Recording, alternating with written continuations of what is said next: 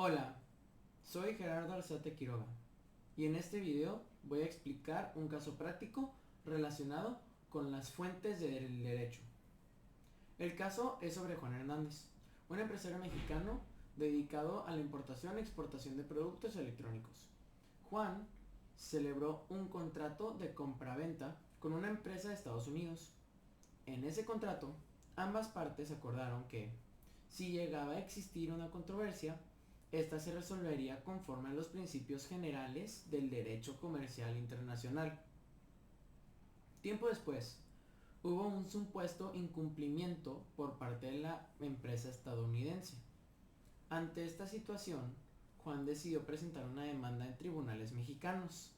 Para defenderse, no solo se basó en el contrato firmado, sino también en diversas leyes mexicanas y tratados internacionales. Este caso es interesante porque nos permite reflexionar sobre cómo se aplican en conjunto las fuentes del derecho. Por eso en este video veremos 4 puntos muy importantes. La diferencia entre las fuentes reales, formales, históricas e internacionales, cómo se combinan y se jerarquizan para producir un marco jurídico coherente, por qué las fuentes internacionales son tan importantes en un mundo globalizado como el de hoy en día, y finalmente yo voy a dar mi conclusión personal sobre todo este caso. Empecemos con la diferencia entre los tipos de fuentes. Primero hay que repasar qué significa cada tipo de fuente y cómo aparece reflejada en el caso de Juan. Fuentes reales son los factores sociales, económicos, políticos o culturales que influyen en la creación de normas.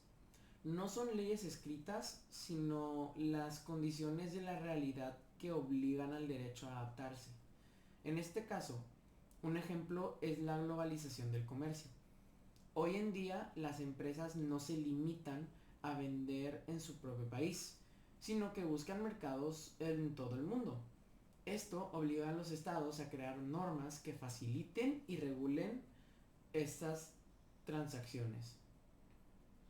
Otro ejemplo es el auge de la importación y exportación de productos electrónicos. Debido al avance tecnológico y a la alta demanda global de dispositivos electrónicos, se ha creado un entorno donde estos contratos son muy frecuentes. Esto también presiona para que exista un marco legal claro y confiable. Otro ejemplo es el auge de la importación y exportación de productos electrónicos. Debido al avance tecnológico y a la alta demanda global de dispositivos electrónicos, se ha creado un entorno donde estos contratos son muy frecuentes. Esto también presiona para que exista un marco legal claro y confiable. Entonces, las fuentes reales explican por qué existe la necesidad de celebrar un contrato como el de Juan y por qué es necesario regularlo jurídicamente hablando. Luego tenemos las fuentes formales. Las fuentes formales son los procesos y normas vigentes que expresan el derecho. Aquí ya hablamos de leyes, tratados, jurisprudencia y costumbre. En este caso, Juan puede invocar la Constitución Política de los Estados Unidos Mexicanos, que es la norma suprema y reconoce la aplicación de tratados internacionales. También la Ley de Comercio Exterior, que regula la importación y exportación de mercancías. Y finalmente, el tratado entre México, Estados Unidos y Canadá, el TMS, que incluye mecanismos de solución de controversias comerciales. Las fuentes formales son las que Juan usará directamente en su demanda para dar sustento jurídico a su reclamo. Luego tenemos las fuentes históricas. Son los textos y documentos antiguos que, aunque ya no tienen aplicación directa, sí nos permiten conocer cómo evolucionaron las normas actuales. Por ejemplo, la Lex Mercatoria, que surgió en la Edad Media a través de usos y costumbres de comerciantes, y que buscaba uniformar prácticas comerciales en Europa. Otro ejemplo es el Código de Comercio Mexicano de 1889, que recogió principios europeos y sigue influyendo en el derecho mercantil mexicano hasta hoy. Las fuentes históricas son como la raíz del árbol. Nos ayudan a entender de dónde vienen las normas actuales y por qué existen. Luego tenemos fuentes internacionales. Son los tratados, convenios y principios que regulan las relaciones jurídicas más allá de fronteras nacionales. Un ejemplo es la Convención de Viena sobre compraventa internacional de mercaderías de 1980, que regulan los derechos y obligaciones de compradores y vendedores en contratos internacionales. Otro ejemplo son los principios UNIDROIT, que ofrecen criterios modernos y aceptados globalmente para interpretar y aplicar contratos internacionales. Estas fuentes internacionales le permiten a Juan tener un marco de referencia común, compartido por varios países, lo que refuerza la certeza jurídica en su contrato. Luego tenemos jerarquía normativa y combinación de fuentes. En México, la jerarquía de normas funciona así. 1. En la cúspide está la Constitución, que es la norma suprema. Y justo debajo están los tratados internacionales ratificados por México, que tienen rango superior a las leyes federales. Después siguen las leyes federales y reglamentos como la Ley de Comercio Exterior o el Código de Comercio.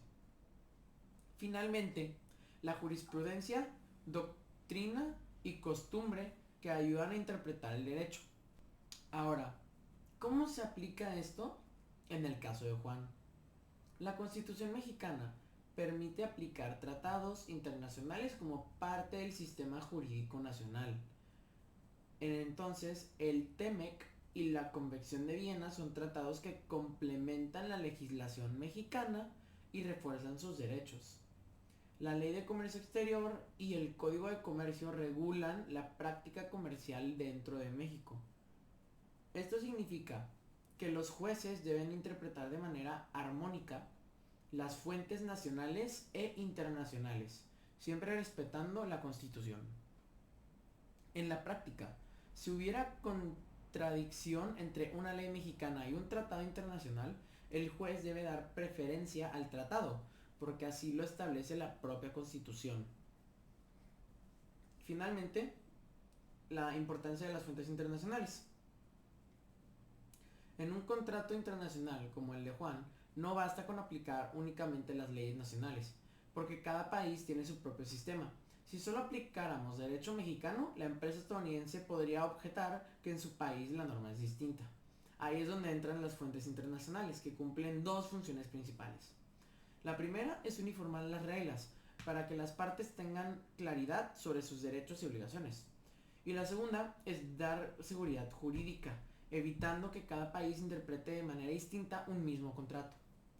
Ejemplo son los principios UNIDROIT, que sirven como guía moderna, y también está la Convención de Viena, que establece normas claras sobre compraventa internacional, como la obligación de entregar la mercancía en condiciones adecuadas y los derechos de comprador en caso de incumplimiento. Y gracias a estas fuentes, Juan puede fortalecer su demanda y contar con un marco jurídico aceptado globalmente. En este caso, Juan Hernández tiene herramientas sólidas para fundamentar su demanda.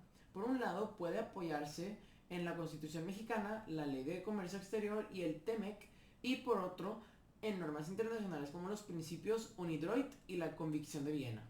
Esto demuestra que el derecho comercial internacional no puede entenderse de forma aislada, sino como un sistema interconectado donde las fuentes nacionales e internacionales se complementan.